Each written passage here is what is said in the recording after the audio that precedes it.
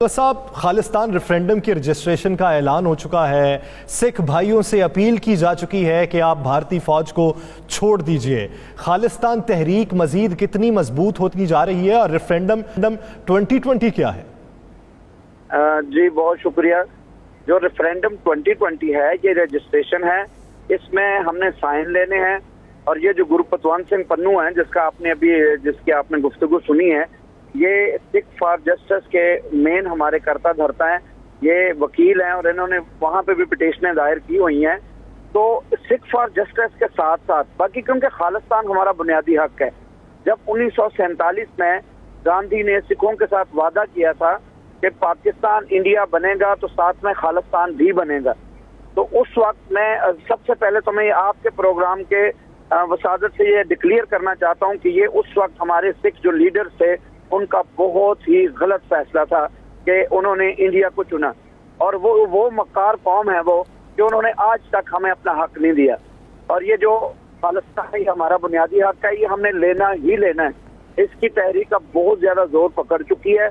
और जो इंडियन फौजी हैं, इंडियन फौजियों को जो रिक्वेस्ट की गई है, क्योंकि उनके तो फौज बुज़दिल है, वो जहां पे भी होते हैं सिखों को आगे कर देते हैं। अभी चाइना अंदर जितना भी गया था, उन्होंने सिखों को बाद में आगे किया है। तो हम इनके लिए नहीं मरना चाहते, क्योंकि हमारे दुश्मन, और हमने अपना खालिस्तान लेना ही लेना है। रेफरेंडम के जरिए भी इंशाल्लाह आप देखेंगे कि इतने रेफरेंडम में इतने ज्यादा लोग शामिल होंगे कि मोदी जो है उसकी आंखें खुली की खुली रह जाएंगी।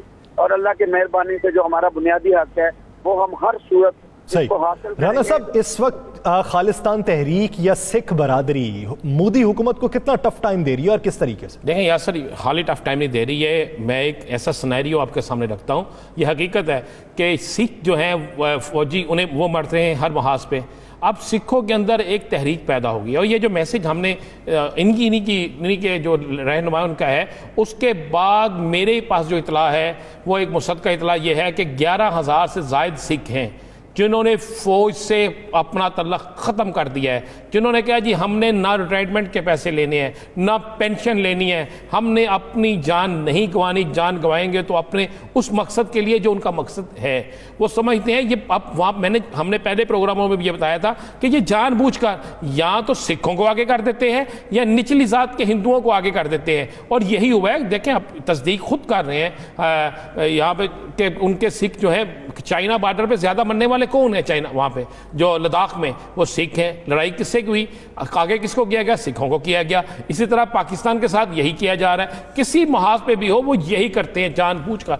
अब 11 से 13,000 के दरमियान सिख हैं जिन सिखों ने बाकायदा भारतीय फौज से लैदगी कर लिया। या सर, ये एक बहुत खौफनाक है और ये तारीख में पहली दफा है। और देखिए, ऐलान कर दिया गया है कि अगर आप 50,000 लेते हैं 55,000 लें, 25,000 लेते हैं 30,000 लें, जितने आप पैसे लेते हैं उससे ज्यादा पैसे आप हमसे लें। और जब ये मामला शुरू हो जाता है तो उसके बाद आप देख सकते हैं फिर सूरत हाल किस तरफ जाती है। तो ये इस वक्त मेरी इत्तला के मुताबिक भारतीय फौज के अंदर सिखों की एक बड़ी जो तादाद है, बड़ी तादाद, वो आहिस्ता आहिस्ता भारतीय फौज को छोड़ रही है और आने वाले वो सब के सब जो है खालिस्तान तहरीक के लिए काम करना शुरू करने लगे। और अगर ये काम शुरू हो जाता है तो दो होंगे, एक नरेंद्र मोदी जो है वो बिल्कुल खालिस्तान तहरीक के आगे नहीं खड़ा हो सकेगा।